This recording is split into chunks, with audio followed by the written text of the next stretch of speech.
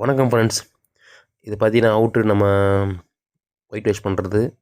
இது ஏன் வந்து பார்த்தீங்கன்னா, நம்ம கயிறு டொக்கு இறக்கும்போது பார்த்தீங்கன்னா, நம்ம சணல் சாக்கு அதை போட்டு தான் நம்ம யூஸ் பண்ணணும். அதான் அப்போ தான் கொஞ்சம் கிரிப்பாக பிடிக்கும்.